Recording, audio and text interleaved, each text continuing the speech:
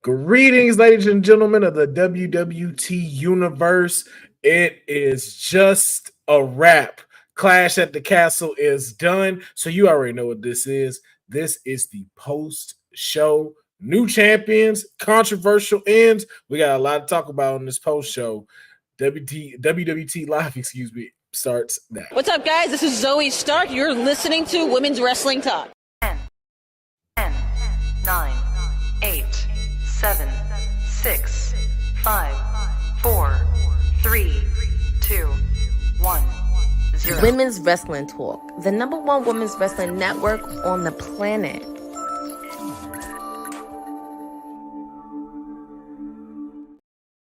Happy Saturday, ladies and gentlemen, and welcome to WWT Live. I will be hosting this event today. I am Will Ferrell. A lot has happened right now. Like my mind is still trying to wrap around Clash of the Castle. I had to try to switch gears and be like, I forgot I have to talk to people right now. And so I will be moderating this episode of the post show for WWE's Clash of the Castle. The PLE was in Glasgow, Scotland, but I am not alone in this post show. I have Detroit Knockout's very own Kyle Collison with me. Kyle, man, how are you doing today? What up, though? I'm doing all right. I like these pay-per-views when they can be in the middle of the day and I can watch them and not have to be at work. So it was a good time. But I will say what I said probably 25 times watching this pay-per-view. I have to go to a pay-per-view in the UK. Shout out to my guy Megaran, who was in the front row. I'm fucking jealous. But with that being said, glad to be back on the show. Shout out to TK and to all of our fans that are watching as well. Make sure you check us out on Knockouts and 3 Counts every Tuesday and Thursday, 9 p.m. Eastern. And let us know what you think of Clash at the Castle. Yes, indeed. Yes, indeed. And that's like we said, that's what we're talking about today, man. I'm in complete agreement with Kyle, man. I got to get out into one of these UK pay-per-views. I just want to be there. That's one of those. I don't have to have a close-up ticket. Like, I could be all the way up in the rafters. Like, if I was in Scotland for Clash of the Castle, I would not mind being up in the rafters because the energy there was insane. So shout out to Scotland for bringing the heat today, bringing the energy, especially for a dope PLE. And so without further ado, we are going to jump into talking about this show. Starting off. Wait, but before you get to that, though, have you ever been to the big stadium shows like WrestleMania or any of those? Yeah, I went to the one in Tampa when we first were able to go, right after the pandemic. So the second round. Okay, so I've been to 7 of them at this point. And so here's my thought to you, what you were saying with being in the Raptors. Now, in a setting like this, I would have definitely loved to be there just to have the energy, period. But I'm just going to say, for me, there's no way in hell that I'm flying all the way to a stadium show somewhere else and sitting in the boons unless it's something where I'm getting free tickets from WWE. That's all I'm saying, because I got to be able to see this shit, but just to be in the building for the energy, I agree with you 100%. Yeah, see me, I'm just a tad bit different because it's the quickest way to the concession stand. All of those people up there are rowdy as fuck, so rowdy at the Rafters. I've had some good time at Rafter shows. I here, especially in LA, I've been to Clipper games in the Rafters, and they were amazing. The game wasn't amazing at all, but the people there, I had such a wonderful time. So I just felt like Scotland would give that to me. But I also see your point. If you going out there, you wanted the style, you want it up close, you want to feel the vibrations of the ring smacking when somebody's body is getting dropped. I completely understand. So let's jump into the opening match, which I called Friday that this was going to open the show. Cody Rhodes, AJ Styles, I Quit match for the WWE Undisputed Championship. Now, Kyle, the way I normally break this down is give me the goods of this match, the WTF moments, if there's any that you feel like that's just like, yo, kind of just like, what the fuck was that? What was that? And then can you rate the match from 1 to 10? So let's just start off with the rating of the match. How would you rate this match on a scale of 1 to 10? First of all, I mean, with these two in it, it's kind of hard for it not to be like a 9 or a 10. So I would say either an 8.5 or a 9 for me on this one. Has a lot of botch, like 4 to 5. Okay. So we got people chiming in on our YouTube. If you guys are new here, Knockouts and 3 Counts, make sure you hit the subscribe button and do so for Women's Wrestling Talk. But with this match, there's not any way that it could really not be good, I feel like. So for me, I'm going to give it a rating of a 8.5 or a 9. As far as the match itself, I get a big kick out of the fact that they do so much with Cody's mom whenever she's in the front row. So I get a kick out of that every time I see it, and the fact that she gets so like animated into it just makes it even better. Plus, I'm not gonna lie, all the speculation to whether Cody's allowed at the cookout or not has been fucking hilarious to be hilarious, dude. Now I gotta see him fucking hilarious, dude. And you know, fun fact, his wife is from here in Michigan as well. But you know, Randy Rhodes. It's as far as the match, I liked what they did. I think it was a great way to shout it out. Shout out to Zach from Downstate, who I texted while this match was going on. It was like, bro, the way this crowd is singing along and knows all the words to the song is just like, again, this was the first part of the night where I was like, yo, I have to go to PLE, or like I'm always going to call them pay-per-views. Fuck a PLE. But but I gotta go to a PLE in UK at some point. Like I've said I was gonna do this multiple times, but now that this is becoming more of a thing, like dude, just the energy in that place was insane. As far as the match, I love the fact that we got a little bit of color. Again, I grew up in the Attitude Era, so I grew up in the Attitude Era, so I like to see a little bit of blood, but I definitely think that there's a line where there's too much, right? I like the blood that we saw in there.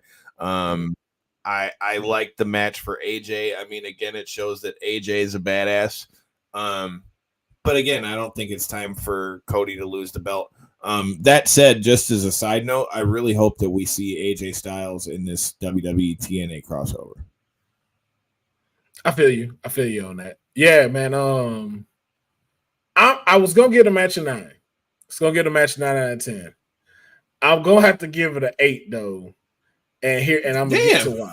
I'm gonna get to why though.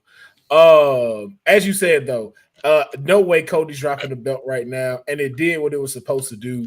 It was supposed to show us a true champion in Cody outside of just the finish and the story part. This is one of the first ones of just like, hey, I'm really defending this, and it does have a personal element into it that only has to do with myself.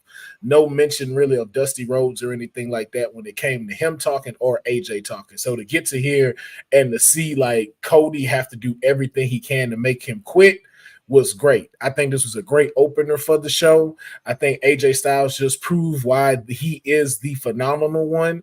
Especially like you said, the interaction with his mom and everything.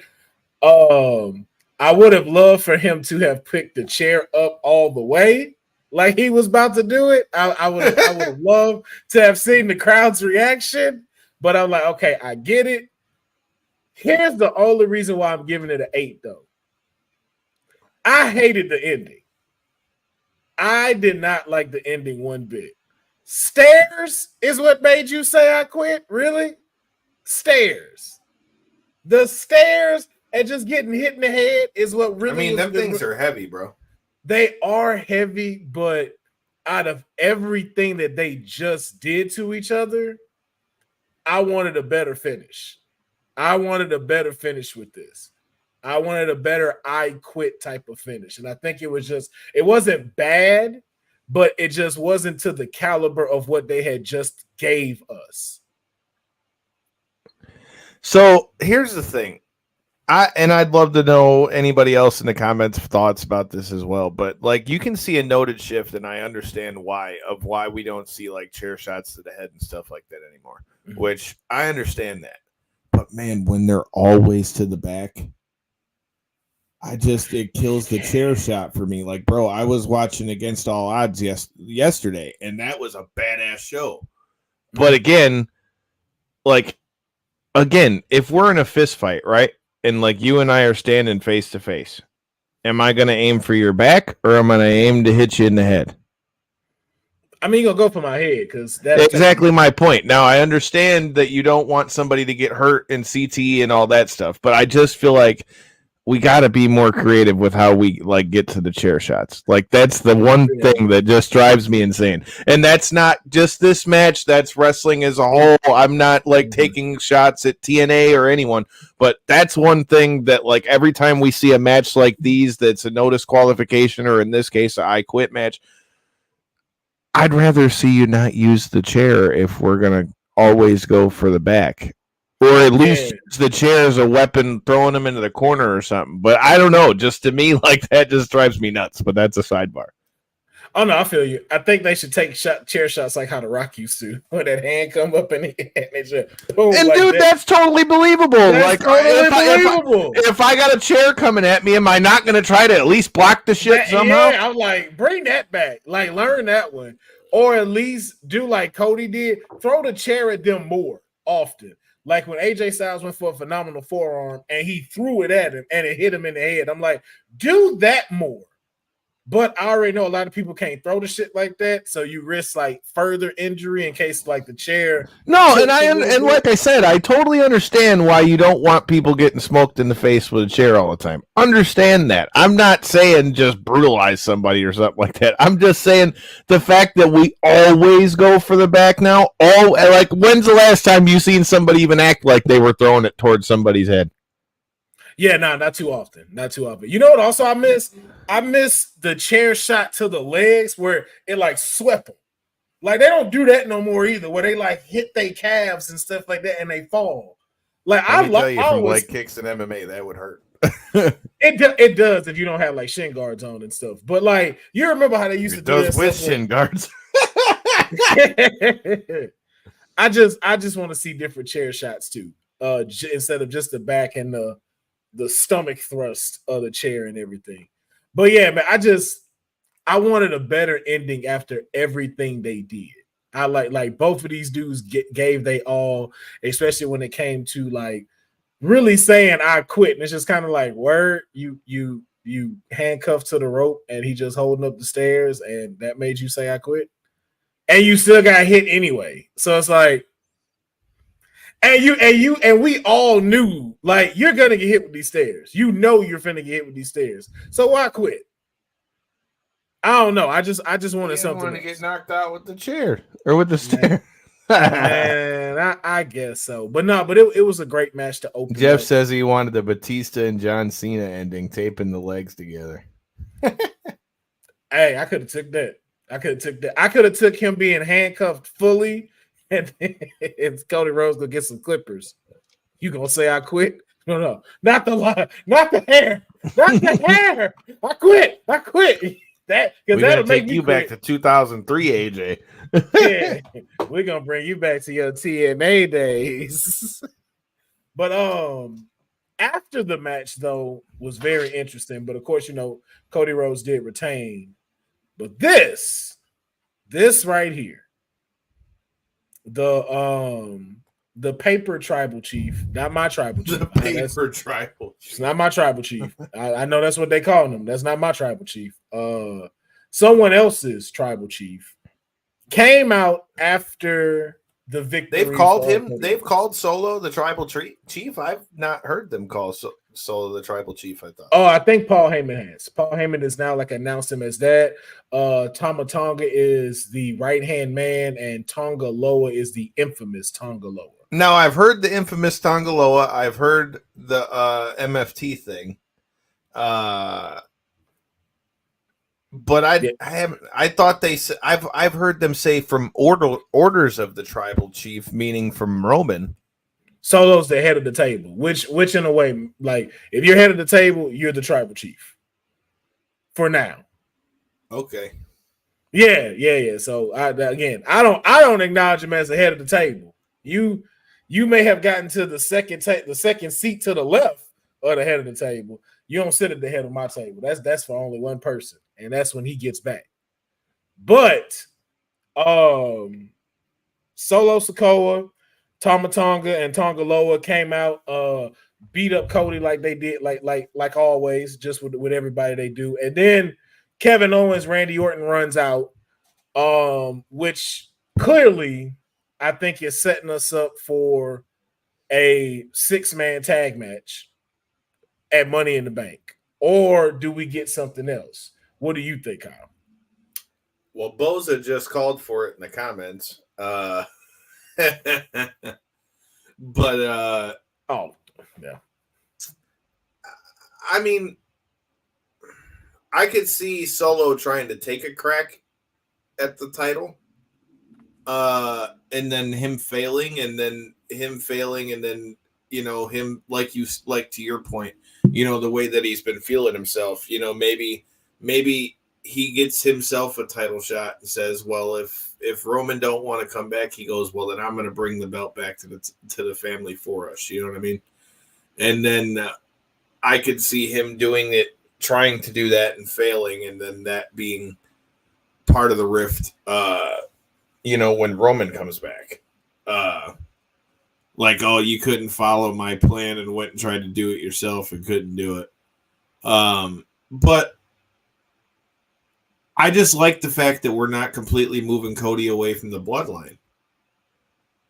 Oh, yeah. We had Cody chase them for so long that if Roman or somebody from the bloodline didn't try to come back at him to get that belt, I just feel like that would be so anticlimactic. Yeah, no, that would. I chased you and you beat my ass for the better part of 2 years, and then you beat me, and I'm gonna just let you walk off into the sunset.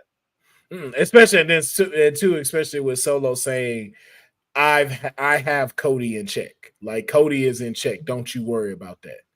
But here's the thing I want to bring up, and I want to get your opinion on this, because a lot of people have been talking about this. I smell Cody's next offense for SummerSlam versus Randy Orton. They still have to right the wrong of Randy being screwed out of the King of the Ring.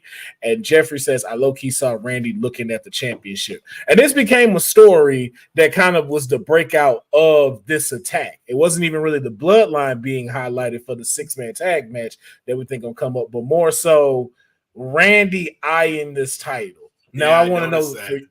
But now, okay, so are we blowing it out of proportion, or is there something on what there? They say on Raw?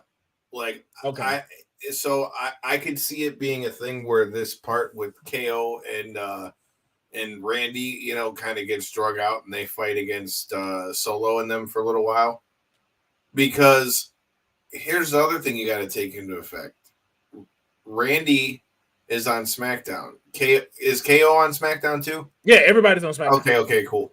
Okay, I was just making sure because I forgot what the draft who ended up where. But in that case, dude, I mean, so this has got to be a 6-man thing. I don't know if that ends up being like Boza said and ends up being the main event for Money in the Bank in Toronto or whatever. But I mean, so there's got to be a thing with that. But I think eventually it breaks down to where Randy and Cody are going to face each other for the belt. Yeah. Now, do you think it's too soon for him and Randy? Depends on how long they drag out this 6-man thing for. Because remember, Randy's been fucked over by the bloodline a bunch too. So I mean, yeah.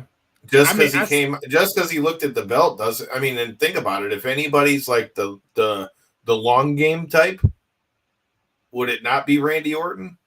Yeah, and so that's my thing. I don't think that we'll see that now. Maybe probably SummerSlam. I don't even think SummerSlam, because with Randy is gonna have to be a drag out, kind of like how we did AJ. So we're not just gonna have one title match with him. Right. I'm saying drag the you could drag. I mean, even if you could drag. Let's go Tigers, just kicking the shit out of the Astros right now. But dude, why could you not have them drag out this 6-man thing all the way to, let's say, SummerSlam? Because you got a month and a half before SummerSlam. And then somehow the shit ends up getting messed up. And let's say the Bloodline wins. Wins the title? No. I'm saying have the 6-man at SummerSlam. I think they're going to have Money in the Bank. I think that's going to happen at Money in the Bank. Well, yeah, I keep forgetting that Money in the Bank is before that. Have the 6-man at Money in the Bank, and then have something happen there, and then you got Cody and Randy in between Money in the Bank and SummerSlam. Because that's in August. But is that enough? So I'll ask though, but is that enough time for it's build up with this? Yeah, but you got okay. So you got Money in the Bank. They win, everything's good. Let's say, for instance, after they win, Randy RK. I think they lose. Or they lose. I think they lose too, if I'm being honest. I think to keep Bloodline I think strong, they lose to make the Bloodline stay strong. And then if they lose, then you can have them lose and let there be some kind of dissension between Cody and Randy or whatever. Or Randy, starts eyeing that title a little closer or whatever the case. And then that kind of breaks down, and that's how you get to SummerSlam. Okay. I can see that then. I mean, because realistically, if I'm not mistaken, Money in the Bank's right at the beginning of July. So you've got almost a whole nother month of that too. But again, to the point that you had in the comments, I mean, it all depends on when Roman's coming back, and none of us know when that is. But you have to do something for Cody to have a couple challengers in between then. And you've also got Survivor Series coming, so they always have War Games there. So I mean, there's a lot of different ways that this could go. Although I still wonder if we end up with like Bloodline versus Bloodline, like with like Roman's side versus The Rock's side or some shit at Survivor Series. But that's a story for another time. Yeah, I'm on that same page. I'm on the same page. But we're gonna keep it moving into the next match. But shout out to Cody Rhodes for remaining the WWE undisputed champion on SmackDown. Still got that big target on his back, and it is clearly shown that we got Bloodline and we got Vipers eyeing that title. So we don't know what's next for Cody, but we know whatever it is, it's gonna be something that's undeniable. But this next match, which everybody thought was going to open the show, it was the triple threat tag team match for the WWE Women's Tag Team Championships.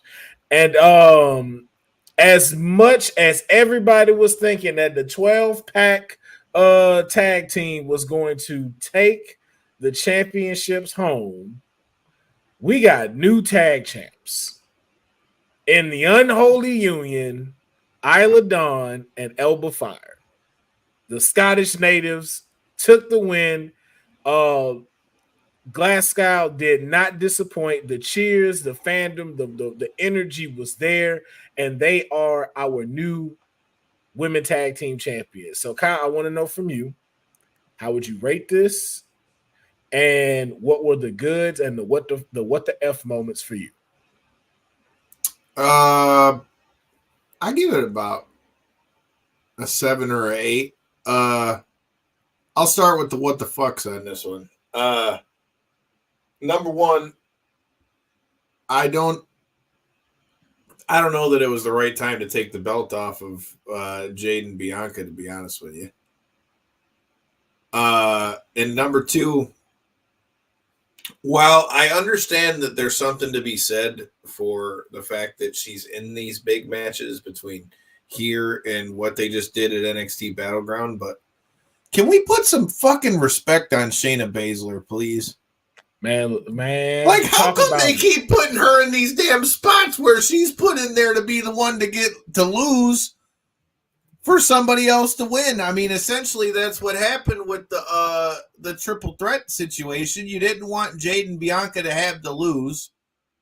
So now Shayna and Zoe got to take the loss, and Shayna always gets beat. Which Zoe could have took that loss. Zoe could have took the pin, and it wouldn't have hurt. I mean, goddamn. I mean, don't get me wrong. Okay, I understand you want to build Lola Vice in NXT, and I even said it on Knockouts and 3 Counts. Look, man, I at least loved all the MMA elements that they had in it. I loved the fact that they had our Michigan's own and past guests of the show, Jamal Hill, warming Shayna Baszler up before that. Like, I like the way that we're playing into Shayna's past and stuff. But damn, like, I just feel like they put her in so many situations that make her have to be the one to take the fall all the time. Now, for the moment that it was there in Glasgow, I found out it's not Glasgow, it's Glasgow, but, you know. See, I heard the reverse. That is Glasgow. Nope, I was listening to Denise Salcedo and them on Busted Open this morning, and she said she was told it was Glasgow. So okay, and that's what I thought. Okay, I'm going with my instinct next time. Glasgow. So here's my thing. I think for the moment it was great. I still don't know why. I mean, I get it, I guess, for the vibe they put off, but I don't know why Alba Fire can't be Kaylee Ray, but whatever. But I always liked them as a team. But my only complaint is that, like, they got put in the match and they didn't really do anything to, like, build them up. I mean, okay, you had, like, a few fights, like, on SmackDown and Raw, like, as far as getting in pull-aparts and shit like that. But, like, they haven't been wrestling on TV in a long time. So I would have at least liked to seen you kind of, like, have them win a few matches. But for the moment, what it was, like you said, that crowd went nuts. Mm-hmm. The crowd went nuts. I just hope that this time, now that they got the tag titles, that they get to, you know, have a run with it. And I'd like to see them, like, actually make the tag division, like, let them have, you know, regular matches so that those titles can mean something. Again, I don't know that I necessarily think it was time for I don't know that it was time for Jade and Bianca to lose the belt, but at the same time, for the moment, I think it was dope. And maybe they did that because they knew that Drew was going to get screwed at the end. So somebody had to win. Yeah. Somebody from Glasgow had to win. I have several reasons why I know this went through. And while you say I don't think it was time for them, I am on the complete opposite. I do believe it was time for them to give up the titles. Wow. And here's my reasoning. One, Elba and Isla were Bianca and Jade before they got the belts. And the way I say that is, hold on. The way I say that is this. I was just cracking my neck. Oh, my bad. Because I thought you'd been no. Hold on. Let me just explain it. They were a fit tag team together, but had no one to face. They had a tag team finisher. Well, that's what I'm saying about the tag division. Like, the whole time since they brought back the tag titles, except for when Bayley and Sasha had them when they first came out, like, you never, like, put actual teams in there. You know what I mean? And that's another point to what I was making with that with Shayna. Like, if you don't build some of these teams, like, them titles don't matter who the fuck they're on. It's not. Well, that's the thing. They have done that now. And so here's the reason why Shayna got pinned. Shayna got pinned because Shayna was the one that pinned them to unify the tag titles. And they basically got screwed out of their tag titles when Shayna was with Ronda. And since Ronda ain't here, that's their vindication for it, especially in there and in Scotland, because right after they lost, they weren't seen on TV no more.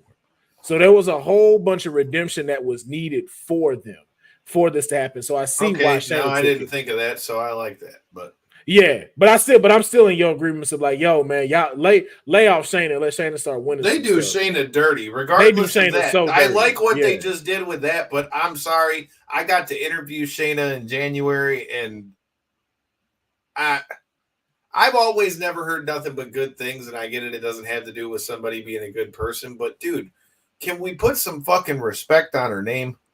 Yes, Please. show the tap nap or snap, man, because I'm tired of y'all acting like she just not Like, that bro, person. like here's the other thing. Didn't you just hype up last weekend at NXT Battleground how she was such a big veteran in the UFC and the MMA game and all that stuff, and how she was on the wall for being on the Ultimate Fighter and showing clips of her on the Ultimate Fighter and how big of a badass she is? Then how is it that everybody in the WWE just can magically kick her ass? Yeah, exactly. Can somebody explain that to me? I'm not trying to be like, Mr. MMA, Joe MMA guy. But dude, if we don't lend credibility to that, then what the fuck's the point? I don't know, man. But I tripping? No, you're not. But I get to, because you're also listening to the people and how the stuff is set up. And then too, also, like with Elba Fire losing her mother, like I think 3 weeks? No, like a few days. No, and that's dope. And like I said, I got with them winning the titles, I don't care. With the Shayna thing, I don't care as in I have no problem with them winning the title. What I'm saying is I just wish that we could stop putting Shayna Baszler in spots like that. Now, you explaining that like what you said, now that makes a whole lot more sense. That makes you that makes more sense to it. I'm just saying in general, there's a lot of spots that they put Shayna Baszler in where I'm just like, what the hell? We just did all this to build her up for the justice for Shayna. This is women's wrestling talk. Justice for Shayna, damn it. Justice for dang Shayna. But here's the reason why I will say though too, why it was time for them to get them titles off of Jade and Bianca. It was good because they wanted to make sure Jade was able to have a championship run. And I think that was part of her contract coming in, just because of the fact of getting her before, you never know what'll happen, moving towards trying to get her in the women's title picture. And they didn't want to just throw that up there. But here's the reason why this works better. See, honey agrees, son of a bitch. Oh yeah, no, just justice for Shayna. Justice for Shayna all day. We are all in agreement. But here's the thing. If you think about it with Jade and Bianca, they've basically beaten everybody that's in the women's tag team division. There's nobody where they need to build more teams. My whole point. Well, no. So you have it now to where you can build this division, but you need to make it even. Like right now, those are two, like how Honey said Friday, those are the mega powers. That's Hogan and Macho Man. 100%. Yeah, so it's like you have to take them out of the picture now and then give it to a tag team that's not saying that they're not as good, but where it levels the playing field. Because you can now see Ivy Niles and Maxine Dupree going up against the Unholy Union. You can see Shayna and Zoe going up against the Unholy Union, and you don't know who's going to win. Same thing with Katana and Kaden. Same thing with Indy Hartwell and Candice LeRae. There are tag teams that are being there, and I think now we get more of a chance to highlight it rather than us seeing two dope individual superstars show off as a tag team. Like they need to get back to their individuality, and I think this was the perfect time now to shift it. So to where you're saying that we're going to get the immediate blow up of Shayna and Bianca, or not Shayna and Bianca, Jesus Christ, Jade and Bianca? I don't think it'll be a blow up. I don't think it'll be a blow up. I think if they do, it's just a collective split.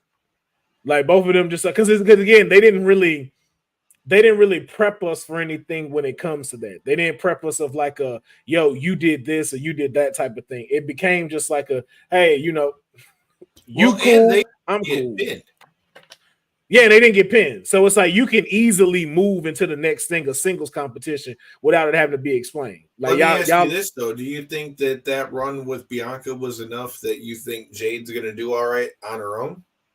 Yeah, because I think. Don't get me wrong. I'm a huge fan of Jade. I think Jade is. I mean, look, man, you can't not look at Jade and just be like, "Whoa." Like she's got star written all over her. But one of the biggest criticisms that she had in AEW was that that she needed more work in the ring. Do you think that this run with Bianca was enough that then when she gets into the next feud with whoever it is in a singles, or maybe it is Bianca, and that only further helps it. But do you think that she's at a spot where if they just put her straight into a singles, that she'll be able to just do well with that? I think so. After I saw her performance with Nia Jax, I think they'll do the run where she'll have a couple of squash matches with either some no names or maybe like running back with Indy Hartwell and stuff like that. But I know she's been training and she has gotten a lot better in ring performance, and it really is now. It's now or never. It's now. You need to show us this. You need to show what you can do because Bayley needs more competition on SmackDown. She don't really have a lot of people. And then two of your biggest ones you put in the tag team. So they needed to be separated. Same way as a Piper Niven and a Chelsea Green, and we'll get into that later. We need to split them so you start giving Bayley more of a roster of people to fight. So I think she will. Like again, this is the make or break time, and I think this was the perfect time for us to be able to see that, and for us to now finally have a chance for the women's tag division to form into something and really have some spotlighted matches. Because we seen with the Kabuki Warriors that everybody had to step their levels up when Bianca and Jade became the tag champs. Everybody that you saw as that started bringing it. And now you can have some of these women tag titles that you tag champions that you believe. So I'm glad to see them as the new champions. Hey man, we'll see what it does. I just hope that they sustain the tag team division. Otherwise, those belts are never going to mean anything. Doesn't matter who has them. Yeah, man. So hopefully they can, man. Once again, shout out, congratulations to Isla Dawn. And don't mistake what I'm saying. That moment and them winning was super dope. That's not at all what I was trying to say at all. Is that that they shouldn't have won or they weren't deserving or anything. I'm just saying in order for those titles to mean anything now that they're not on megastars like Jade and Bianca, you have to have like credible threats for them to where people will actually want to see those matches, or it's not going to help it. Yeah, and it'll be now up to how they start booking these and them showing it like Elbow Fire and Isla Dawn have to have a match on Raw.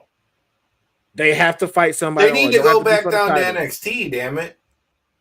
They can, but they're signed to Raw right now. They're signed to Raw. So, no, but the tag champions, remember, they unified the ones with NXT, so they need to go back down to NXT, especially with them starting in NXT. Think about the doors that opens because TNA also has got women's tag team championships. Yeah, that's very true. But you got to also clean up Raw first. So also Shayna and Zoe are on there. So now we 100%. And I'm not saying don't run it back with all of them. I'm just saying it to somebody else's point that was in the comments. They were talking about how Bianca and Jade didn't really go to NXT like that. So I'm just saying if you're gonna do that to where you unified those belts, I think that's a good way to make the tag titles mean a lot, is to have them go through all three of the brands. I'm not saying don't clear out Raw first, but I think they need to make especially with how hot NXT is right now. I just think that they would be really well served to have them go down to NXT, especially with them coming from NXT. Yeah, no, you're talking about like in general. Yeah, no, in general. Yeah, because I mean, you didn't see the titles go down there at all with Jade and Bianca. And if we're talking about how they can build the tag division, that would be how you could do that. Yeah, no, you're 100% right. So yeah, no, they should go to NXT and take some people out, especially being like at the matches they didn't have there. That's just a great homecoming. So no, in general, yes, I do agree. But we're gonna push on to the next match. Mick Foley Jr. versus Chad Gable for the Intercontinental Championship. And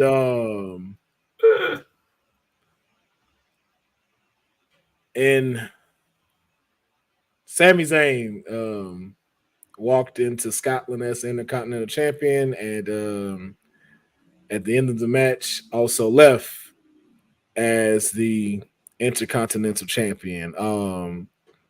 I have quite a lot to say about this, but Kyle, I'm going to let you go first. rate this match from 1 to 10, and what were the goods and the WTF moments for you? First of all, Eric, to your comment, he should have been Kurt Angle Jr., not Jason Jordan, but that's a story Facts. for another time. I never understood that, and I wish, I got to interview Chad Gable in January at the Royal Rumble, which if you didn't get to see that, go check it out on the Knockouts and Three Counts channel. But we're talking about justice for people, man.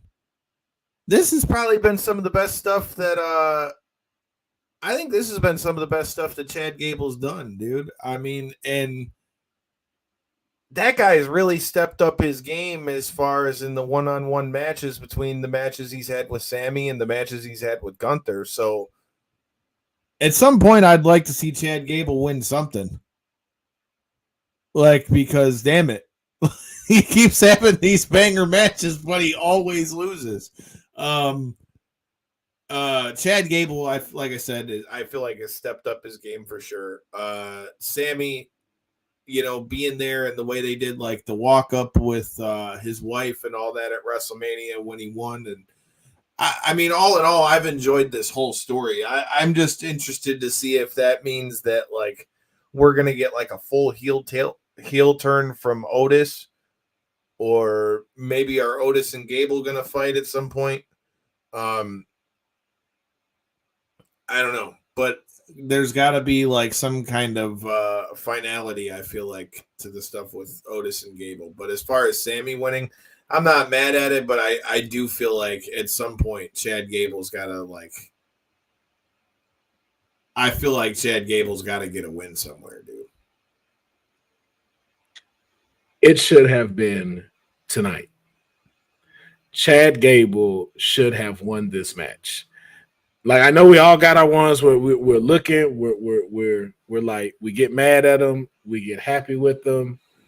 This pissed me the hell off. I'm so fucking sick of Sami Zayn, yo. Damn. I said this before, I'm gonna say it again. I am so sick of this underdog personality, underdog wrestling style that he has. I am so tired of it. Why?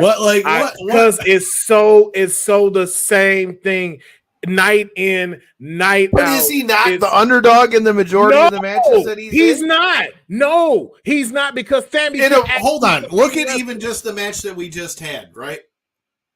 In a real and again, I understand we're talking about wrestling, but let's look at this in the sense of like a real fight.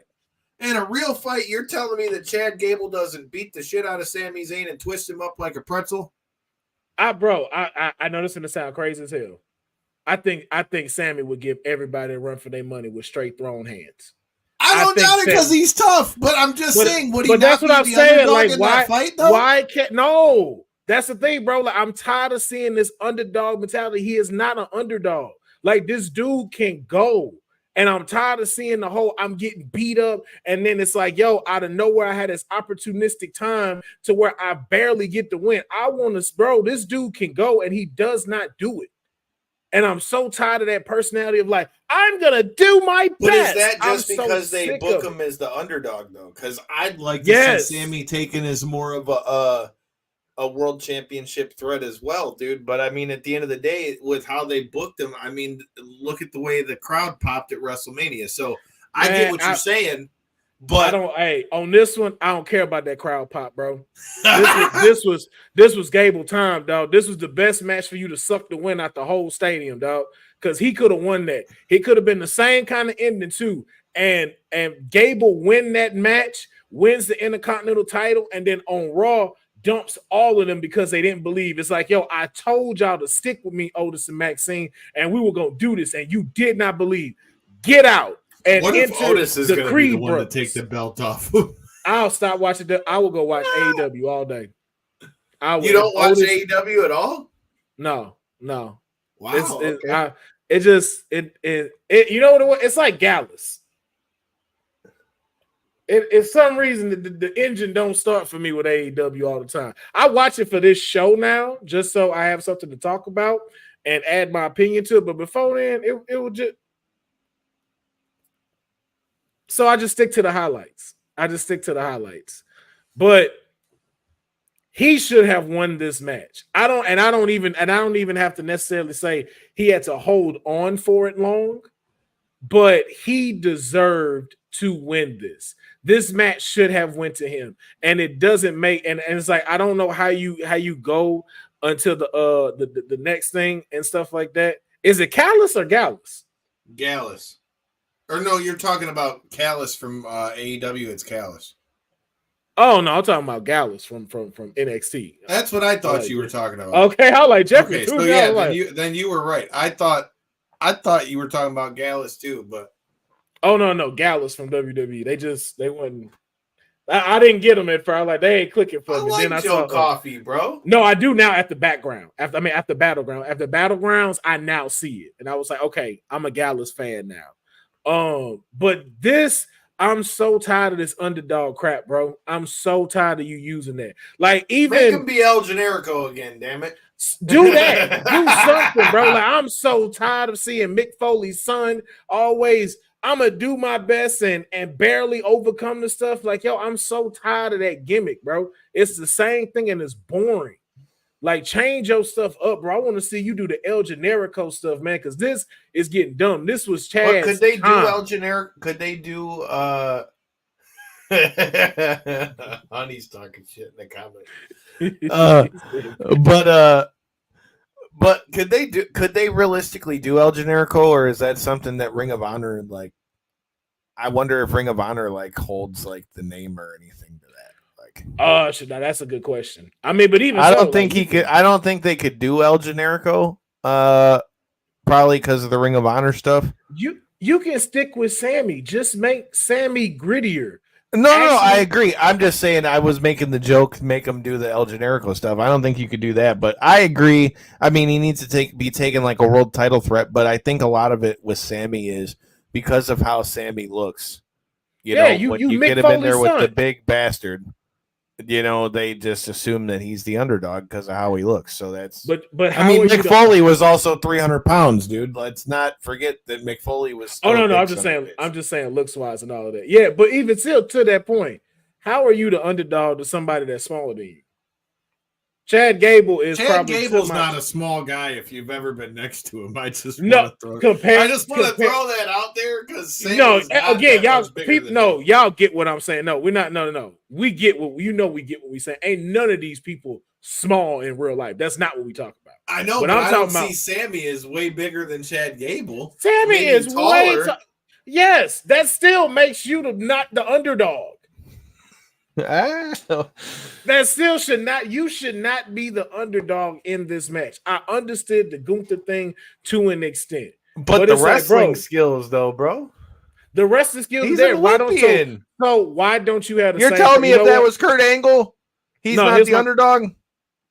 No, he ain't done. No, Angle ain't. No, I'm saying Sammy's not the underdog against Kurt Angle.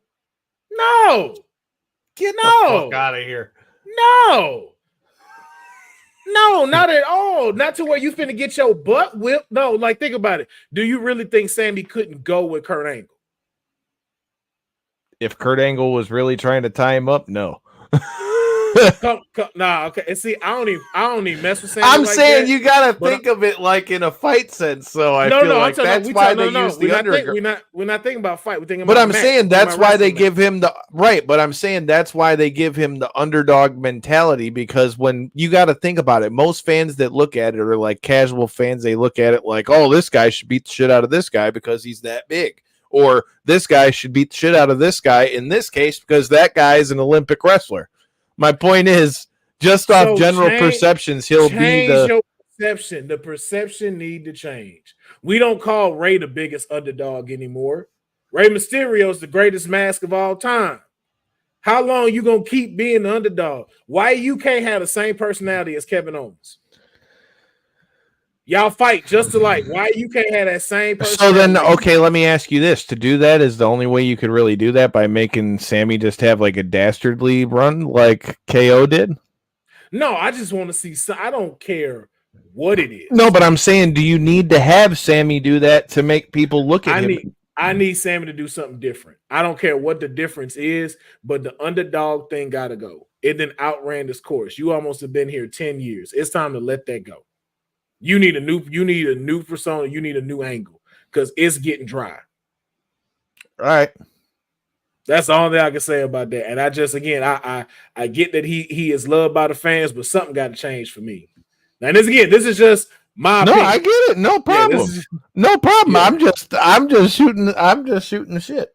Oh yeah. So, but Sami Zayn slips through once again, and he wins again. And with a, I'm not gonna do that. I'm not gonna shit on him like that. I should not shit on him. Congratulations, Mick Foley Jr. for remaining the Intercontinental Champion. Bang bang to you and everybody in Canada. I know you're gonna do a great job. He forgot the pile driver. Moving into the next. Moving into the next. Yes, Joseph. Shave your beard. Do a man bun. I don't care what you do. Do something. Man, don't let that man hate on your beard, Sammy. Nick of Mick Foley Jr., man. Change your stuff, man. Be more maniacal or something, bro. Bring out some thumbtacks. But man, we're gonna move into the next match, man. Another Scotland native was on the card, and this one, Piper Niven, was going for the WWE Women's title against Bayley in the hometown. And unlike Elba Fire and Isla Dawn, she was not successful. Bayley was the winner of this match to remain the WWE Women's Champion. So I want to know from you, Kyle, once again, rating from 1 to 10, your goods and your WTFs on this match. First of all, I like the fact that Piper was involved in this match. I have all the respect in the world, and I think that it's dope that they let it be known that like Piper went to Triple H about this to try to talk her way into it and saying that she wanted the shot. Like, I think that's dope. I just hope that after this, although I think Chelsea Green like definitely helped Piper Niven to like bring a little more personality out of her, and it's gotten them on TV and all that stuff. Like, I was a big fan of what Piper Niven was doing in NXT and to what they mentioned on the show about how she wrestled in ICW and all these things as well. Like, I'd really like to see a little bit more of that Piper Niven on TV, especially now that we know that she can go with somebody like a Bayley. I think that this match was a good taste tester for what like main roster fans can see to what Piper Niven can really do versus like that whole dewdrop shit that they had her doing before this, and even a lot of the early stuff that she was doing with Chelsea. I mean, they were just kind of put together as two people that didn't really have anything, and then Chelsea being Chelsea and being the star that she is, and then with what they've done, they've gotten to do what they're doing. So I think this was great, and it was great for another Glasgow person to be out there. Yeah, but I mean, Bayley needed to keep the title. I definitely didn't think that this was the time for her to lose the title. I definitely like the way that Bayley won as well, because she knew. I like the way that she knew that she had to pull something out of the bag to be able to beat Piper, and having to use the crucifix bomb, essentially to win that. So all in all, I like the match. I'd give it about an 8 or so. But I like it for Piper Niven. I think eventually they are going to split Chelsea in that. I mean, and to Jeff's point, I mean, maybe Chelsea was digging around in Sami Zayn's bag, but apparently it might have been Dominic's bag, because apparently Dominic was talking a little trash on Twitter after the match about her wearing that mask down there. I mean, who knows? You got to know where to find things, and apparently she knew where to find the mask. But yeah, all in all, I thought it was a good match. I think it was good for Piper Niven. I'd really like to see her kept as like a credible threat in the women's division, because it would be nice to see somebody other than Nia Jax, have to, I don't want to say fill like the big woman role, because that's not what I'm saying, but like Piper Niven is like the killer. right? You call a spade a spade. You got heavyweight. We'll say heavyweight. Right. But I mean, the thing is, they're so different than what it is, And Piper Niven's on Raw, Nia's on SmackDown. Like, I mean, dude, Piper Niven could like fucking destroy was on SmackDown. Well, damn, I keep forgetting some of them switched with the draft. Either way, but you know what I mean. You've got them both, even if they're both on SmackDown. You have a credible threat to somebody like a Nia Jax, and again. Now we know Piper Niven is a credible threat to the world title. I just would like to see her kept as such. That way you have the more credible threats you have in any division, whether it's the women's or the men's division, the better, in my opinion.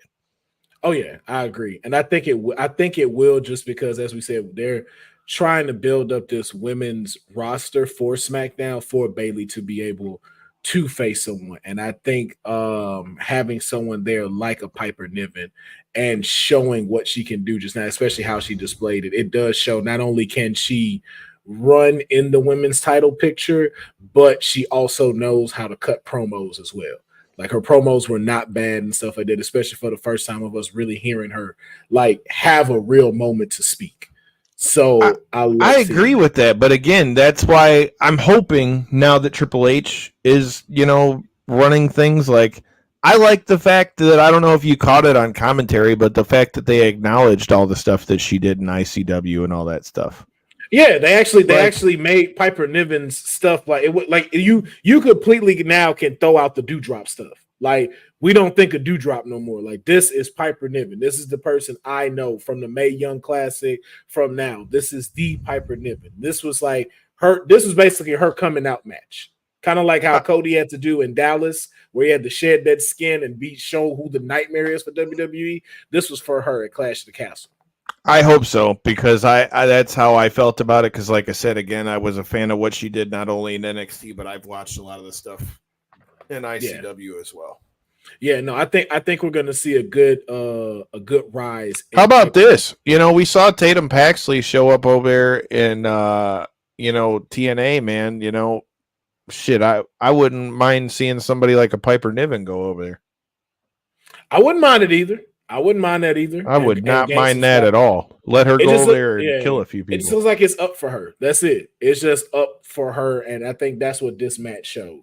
And I think too, it also gave more credibility to Bayley, because I know Bayley's title run kind of had gotten off to a little bit of a slow start, just in my opinion. But it's now showing like, her versatility as a champion, from having to face that triple threat match with Tiffany and Naomi to now having to go after such a juggernaut as Piper Niven. So I think it's just to show like this match really helped. I don't think no one really lost this match, but I will say if I got to give one WTF, and I give it an 8 out of 10 for this match, Bayley got to do better at her endings. This is the second time that ending was a tad bit sloppy. I'm gonna need her to do better with her endings. I need a solid ending, because that roll up was a little. Okay, y'all kind of y'all messed that up. The second time she done that, because she did that with Naomi stuff too. I'm like, all right, you got to work on them roll-ups, Bayley. But that was really it. That ain't even too much of a big deal. It was still a great, solid match for them, and I give it an 8 out of 10. But I'm with you. I look forward to seeing Piper get more of a spotlight now. Like, let's see her really. I'd like to see Chelsea get a single shot too, because let's not forget. Chelsea's got multiple feuds from her time in TNA. Hell, let Chelsea go back to TNA. Well, here's what I said, Kyle. This was my pick Friday. Chelsea Green, Miss Money in the Bank. I'm cool with that too. But I'm calling it. She can talk. She's entertaining. Like. Again, we all know what she's done in TNA. Her husband's still in TNA. Like, bro. But see, can't everybody go to TNA, though? That's okay, fine. Don't have Piper go there, but Chelsea's got history there. I'm just saying, if you are going to split them apart, that's a perfect way for her to be able to show as a singles. Because she has history there and all that But here's another thing, too, though. Chelsea could also go to NXT, since they're aligning TNA with NXT. Sure, fine. Yeah, however you got to do it. Yeah, I'm just saying she has the history for it. The only reason I suggested that with Piper is just because I don't know that they would still put her on a run in WWE after this match to where she's just going to like be killing everybody like that. Going to a TNA or something like that, she could have a couple good matches with like, I don't know, a Havoc, Jordan Grace, whoever you want over there in TNA, just to kind I of can see it though, but I see it. Like I can see her putting on another dope match with Bianca Belair. I could see her putting on a No, I totally could too. I'm just saying I'm still, I guess, kind of on the fence about how I see them booking her after this. I'd like them to keep her as a killer in the women's division. I'm just saying I don't know if I see it. I do. I get it to your point, but I'm gonna remain hopeful in that. I'm with you. I'm hopeful as can be. Like I said, I like Piper Niven. I hope she does good. I'm just saying I gotta see how they book her first.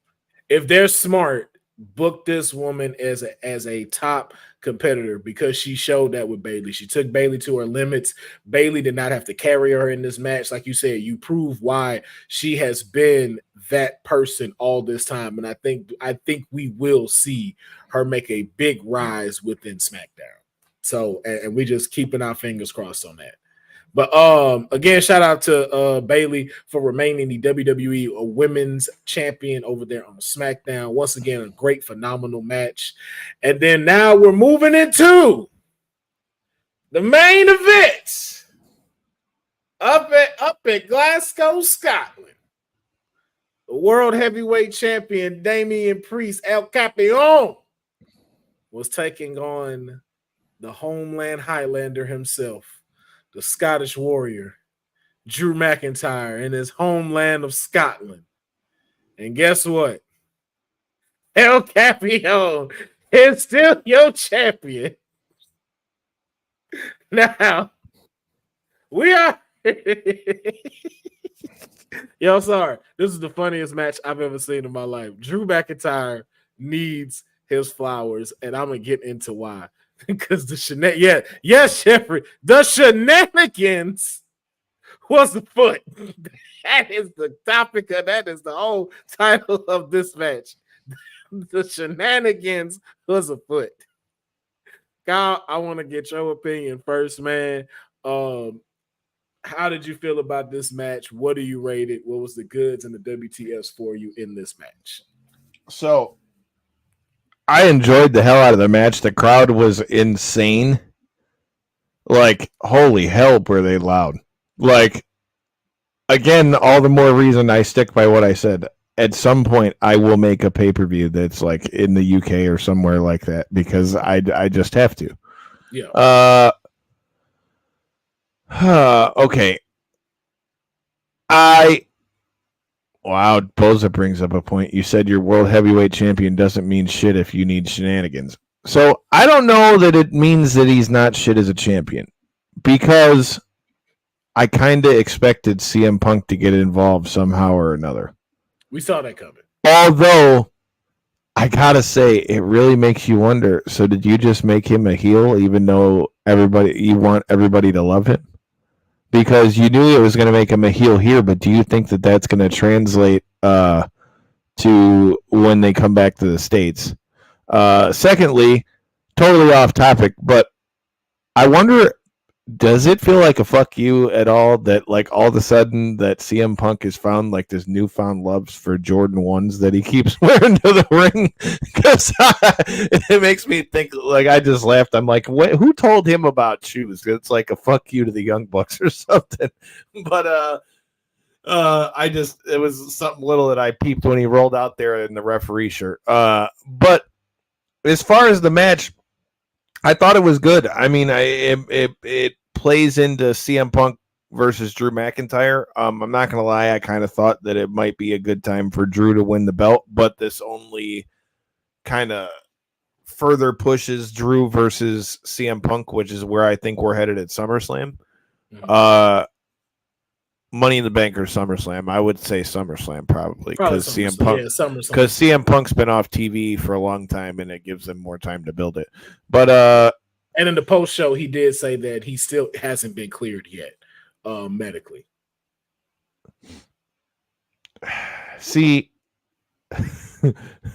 But then that's when I need like Drew to find some way to just beat the shit out of CM Punk somewhere. And Oh, be I'm like, sure that's still gonna. Like you're not cleared medically, but you managed to slide your ass in the ring and cost me the WWE Championship. So I need Drew to like get some kind of get back. Although I'm a Punk guy, I like Punk, but I just wonder, and I guess that's a good question for the people that that are in the comments. But I wonder, do you think that this is gonna make CM Punk? I guess that's my biggest question out of this. Does this whole thing make CM Punk a heel when they go back to the States, or do you think that that's only going to translate to where they were at in Glasgow? I would say to answer that question, I think that only translated here. People are still going to love CM Punk ass as much as they love him each and every time his punk ass comes out here. Notice I keep throwing ass after the Punk part because that's how I look at him, CM Punk ass, because he's a punk ass bitch. Wow. Every time he comes out and stuff. And stop wearing Jordans. Stop wearing Jordans. You didn't wear them before. Stop doing that. Go back to them Asics that you used to put on. Stop putting them shoes on. Stop it. Stop it. What, this man can't up his shoe game? No. You can't up your shoe game. Up your wrestling skills. Maybe it's a fuck you to the Bucks. Come on, man. Well, hey, how about you say fuck you to the Bucks and wrestle? He already did. That's why he got thrown out. How about that? How about you wrestle better? How about you have a match without getting hurt before you decide to up your shoe game? How about you up that? You don't need to up your mic skills. I give you that. But how about you up your wrestling skills? How about you up your Marvel writing skills before you up your shoe game up? But wow, he's got some real hate in his heart for CM Punk. Man, look, I'll be here 3 hours talking about CM Punk. Shit. But we knew this was coming though. So we knew this was happening. I did like the idea of CM Punk ass coming out as the referee. I did like that instead of this whole like, where is he? He's gonna cop in the crowd. I like that because it adds to CM Punk's shit talking banter and his personality. So I thought that was very creative. I don't necessarily think it was time for Damian to lose it just after seeing this match. Now knowing that we know, this was the first time no judgment day was there. And Damian, I don't either, because I mean, if he's going to be a champion, you have to let him have some wins. Yeah, and I think he did a phenomenal job and just showed why he is a top contender. I still don't think he's the face of Raw. I still think that does go to Drew, but it just shows you why it's like, hey, there's a reason why we have this title on him. And so even if his run may be shortened when Gunther comes around and takes it from him, if Gunther takes it from him in August, at least it keeps him in the contingency. Like, we don't look at this as Damian's once and only title reign. Like, he's proven that, like, yo, I see you winning the title once again. If I agree with that 100%, because I've said on our show multiple times, bro, like, I've been a fan of his since he was Punishment Martinez. Yeah. Like, they need to put some respect on his skills as a big man, and the stuff that he was able to pull out when they did the stuff with Bad Bunny, I feel like shows a lot of what he's capable of doing. I don't think it was necessarily time for him to lose the belt, but I also feel like at some point there needs to be justice for Drew, the same way we were saying justice for Shayna, because man. But the thing is though, and I don't, and for us it is a justice for Shayna just because of how they're treating her. But for Drew has learned to pivot and bounce back on each of these and manages to stay within the television picture each and every single time. Like, there hasn't been a time where of Drew since he's came back where I've been bored or where I'm like, oh, okay, I'm sick of Drew. I've seen enough of Drew, like I have with Mick Foley Jr. Like, Drew McIntyre, every time he comes out, I'm here for it. And he just keeps getting better. He's getting better on the mic. He's getting better at being a personality outside of the ring. And I think that it's good to see that and to see, like, I feel like next WrestleMania, he finally gets his flowers. I think by WrestleMania, or let me say by WrestleMania. Let me not say at WrestleMania, but I think by WrestleMania, we get to see Drew McIntyre finally get his get back and finally get to not only win the championship in front of a crowd, but actually have a decent run as champion. But you got so many people clawing for it right now. It's like I see why they're setting it the way they're setting it. Thanks to CM Punk ass being there for some reason.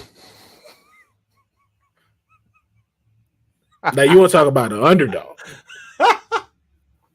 Want to talk about an underdog in that match. Fucking CM Punk, man.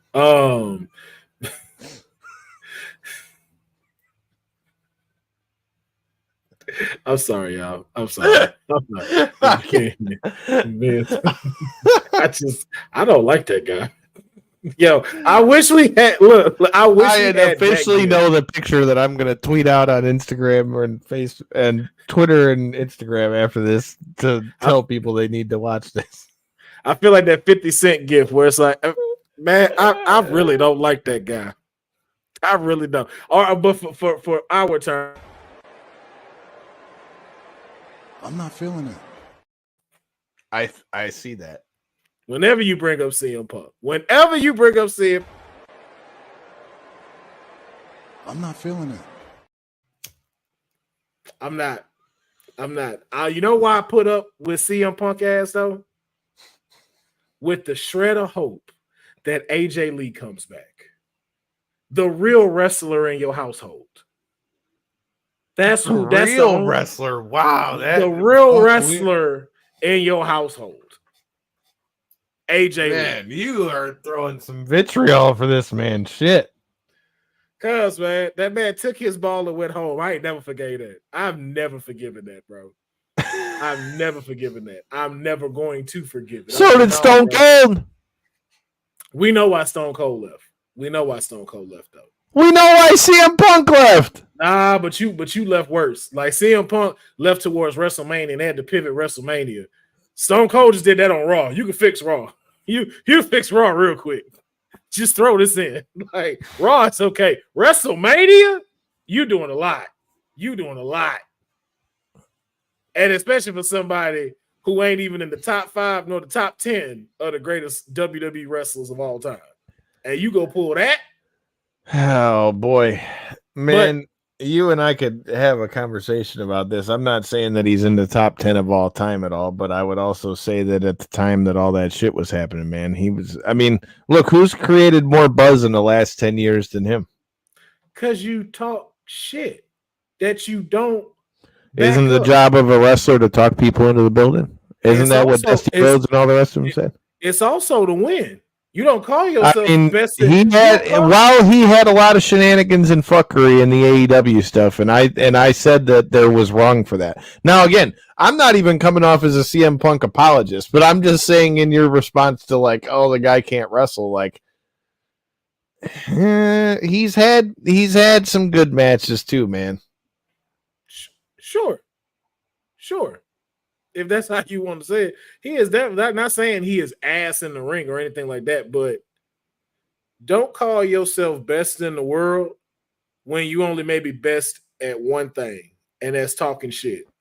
You're not best in MMA. You weren't best in Marvel. You weren't best in WWE. You weren't best in AEW. You weren't best in Ring of Honor, and you weren't best in Japan. What are you technically best at? For you to call yourself best in the world. Why? Because they brought some popsicles back for you? Because you said Indian style on the ramp and you talked for 5 minutes and called that the pipe bomb? Give me your top 5 matches where I actually will sit and watch through it.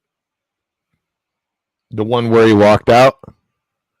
I watched that one over and over. I was gonna say that match was pretty badass. I'm just saying it was. That's what I'm saying. I'm not calling him a. Some of the shit that he did in Ring of Honor, the match that he had with MJF, the dog collar match was pretty damn good.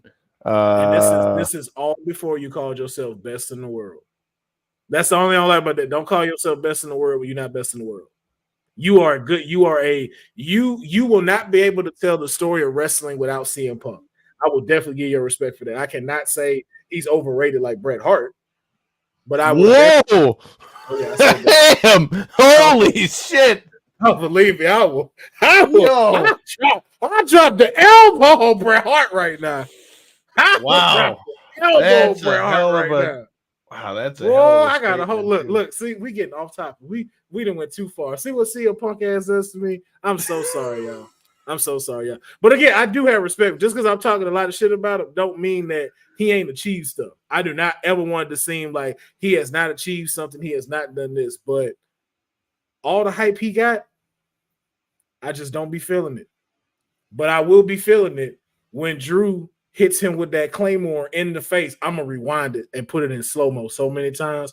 I'm gonna be like Goldie Hawn from Death Becomes Her as she watched Meryl Streep be getting choked out before they bring her to the crazy house. That's gonna be me watching Drew just Claymore the shit out of CM Punk over and over and over. Bro, again. are you just mad because he didn't throw his Jordans out in the crowd to you? No, I don't even like Jordans like that. I'd have threw them back. That'd have been fair. Yo, imagine if that was on TV. Somebody threw the Jordans and somebody threw them back. They're like, I don't want these. Nobody wants your shoes, sir. But no, we knew that this was coming for Clash at the Castle. We knew that this was coming, and it was executed perfectly.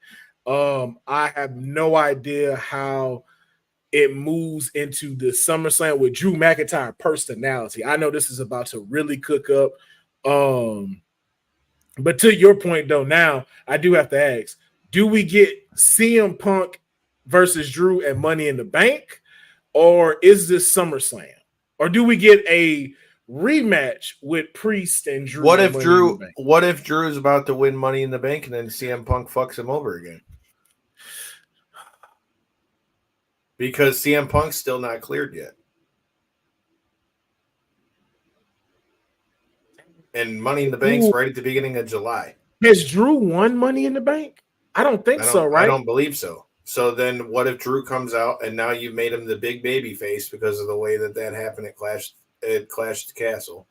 And then you have Drew come back out and say, well, now since CM Punk fucked me over, the only way I can get back to the title is if I win Money in the Bank. And then he says all his thoughts on Money in the Bank. And then CM Punk fucks him over again.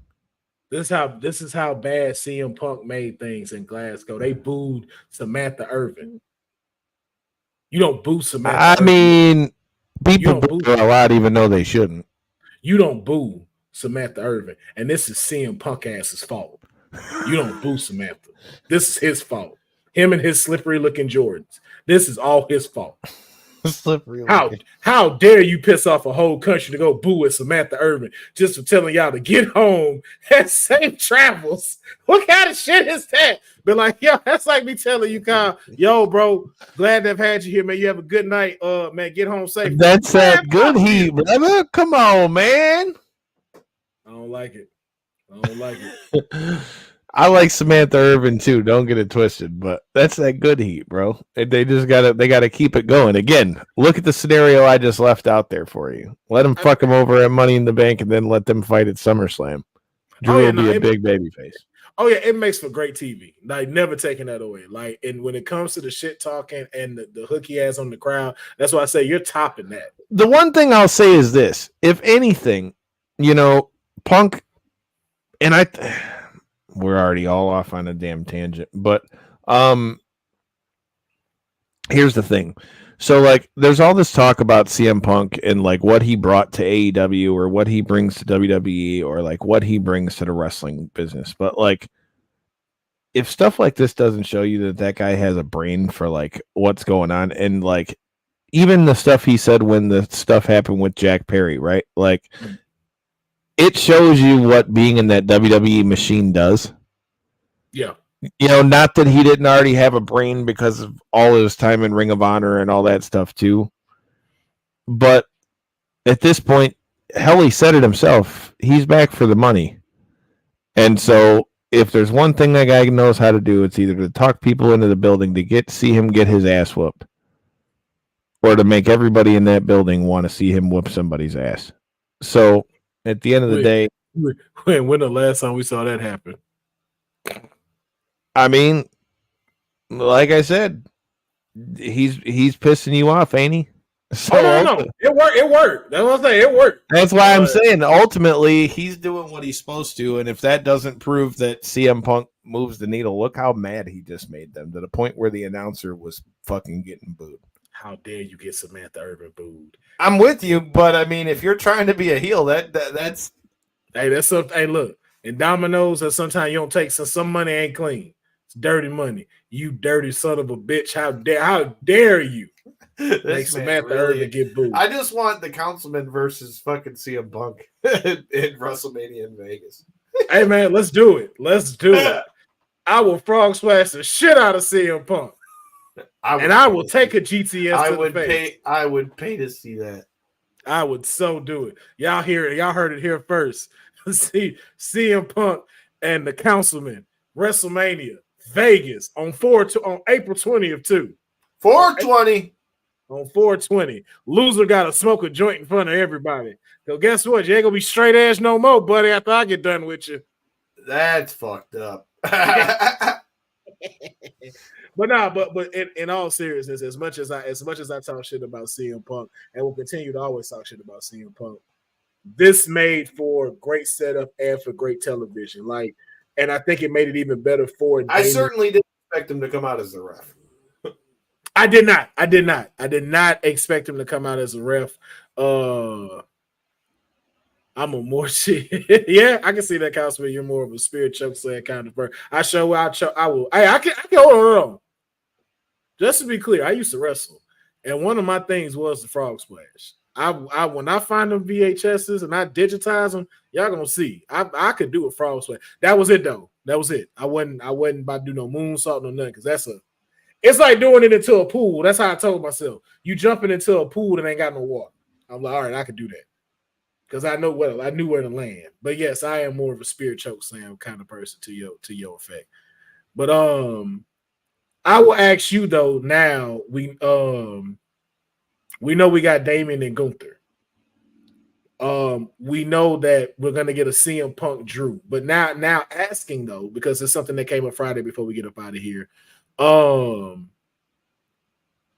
Money in the Bank just got a little more interesting. Would you agree? 100%. A lot of people have been pointing it to Jay winning Money in the Bank, but now that Drew doesn't seem to have a direct line to the World Heavyweight Championship no more, and he still got beef with Jay, this now puts a little damper on our predictions with Jay. That the percentage dropped a little bit. So 100%. Again, going back to my point of why this just made this shit that much better, because now, realistically, unless they put something else out there, for Drew to have a way back to the title, his only other two options at this point are win the Royal Rumble, win Money in the Bank. So, oh man, dang, I want Jay to win so bad, but man, Drew just made a stellar campaign for why I could see them calling him Mr. Money in the Bank. Oh man. Well, this is gonna get very interesting, y'all. This is gonna be very interesting when it comes to what is left for Drew McIntyre. How will the World Heavyweight Champion continue his reign of terror as he makes all of us rise for the Judgment Day? Will he get past the King of the Ring, who refused to put his crown on his head, the Ring General Gunther, at SummerSlam? But before we have that, we got Money in the Bank coming up in July in Canada. I think Toronto, if memory serves me correct. I got to see if I can get into this. Yeah, man. Yeah, bro. Go ahead up there, eh? Go ahead and see a nice little show. Yeah. See, you a show up there. I've been to Canada a bunch. That sounds like fucking Scotland. Or like, I don't know about if that's Canada, but that's not. They don't ask for a beer, eh? Do they? I just want to know. That sounds like Terrence and Phil. That sounds like Terrence and Phillip. I just want to know. Do they say bub up there? Is bub really a thing? I've never heard that, but okay. I was like, I feel like that was made up for X-Men with Wolverine. I was like, I don't think none of them say bub in Canada. But Thank y'all for joining us on this episode of WWT. No, not live, the post show for Clash at the Castle. Appreciate having Kyle up here before he gets out. Before we all get out, we want to make sure that y'all know where to support Kyle and myself. Be sure to check out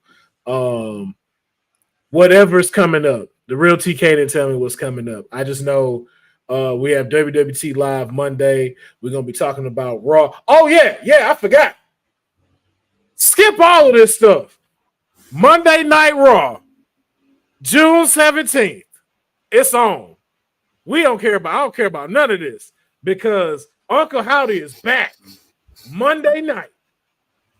And we got a lot to talk about Monday before this airs because the massacre is about to begin.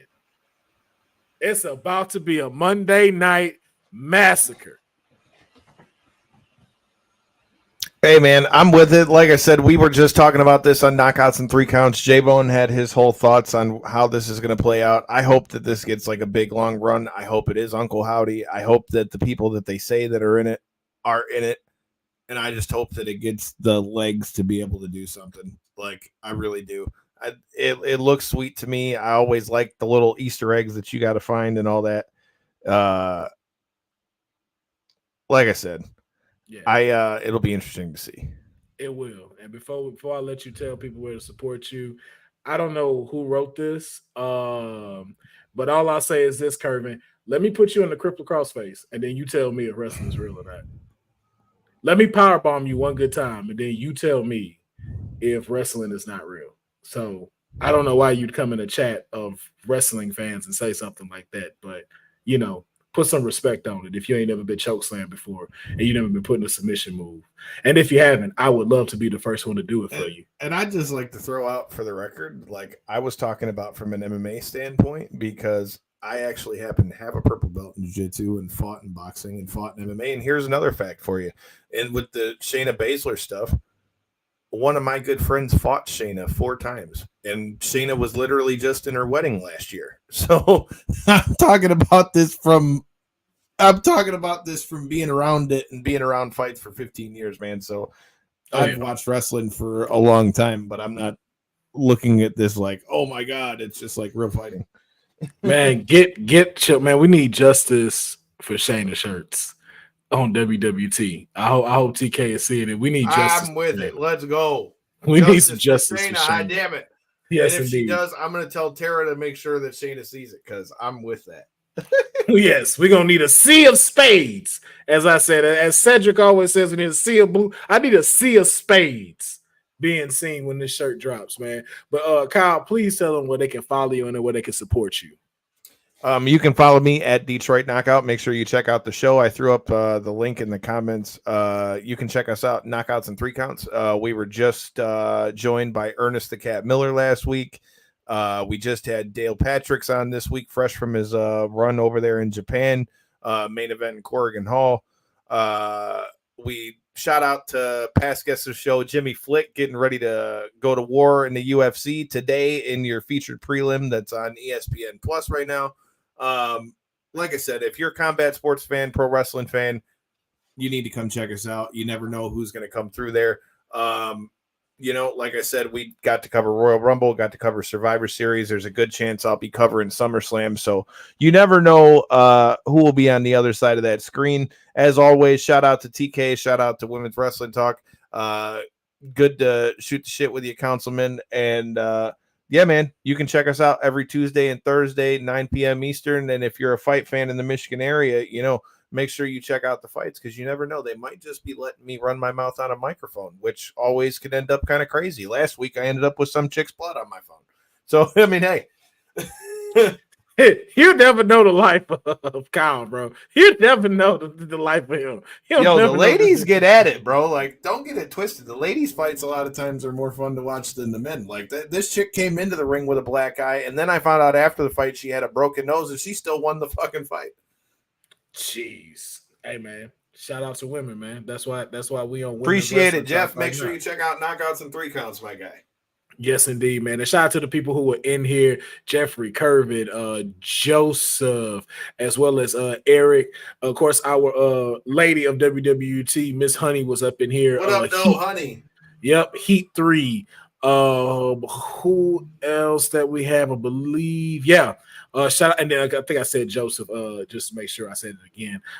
Shout out to y'all for jumping in the chat. Shout out to everybody that checked out today's episode. Y'all already know, man. Just support me on here. I'm on here Monday, Wednesdays, and Fridays for WWT Live, talking about all the best in wrestling. And make sure you just keep supporting here. Buy shirts. Shout out to the sponsor, All Caribbean Wrestling, as well. If you can get tickets and you can show up for Baja Fest, get your tickets now. It's going to be a great event. Mark Henry will be there amongst so many other dope superstars. So shout out to our sponsors for there. And again, shout out to all of y'all that showed up here on a Saturday, man. And shout out to all the fathers that's watching, man. Happy Father's Day to you tomorrow. Take a second to enjoy yourself, even though your holiday is from 7 a.m. to 11 a.m. and then the rest of the day is for everybody else. Enjoy somewhat hours you get. And we're going to end this off with some merch, and then we're going to end this with the outro, and we'll catch y'all next time. Hey, yo, you. Yeah, you that's watching this. You sitting on the couch staring at the screen not knowing what you want to do like this is an online college. Are you tired of wearing shirts that make you look like an extra stuck in catering? Do you want to step your wrestling swag game up to the next level? Then Women's Wrestling Talk has got you covered. Like literally. Are you for life in pink or black and white? Or maybe you're the EST and people need to respect you accordingly. Want to put some pride in your stride and show off the muscle in your hustle? Then make sure you check out the WWT store. Not now, but right now. Alright? What you waiting for? Head to www.talkpodstore.com and don't make me fight you. Shit. Thanks for joining WWT. Don't forget to like us on all social media platforms at WW Talk Pod. Like and subscribe on all video and audio platforms like yesterday, my G. And check out our website at www.talkpod.com. Thanks for watching Women's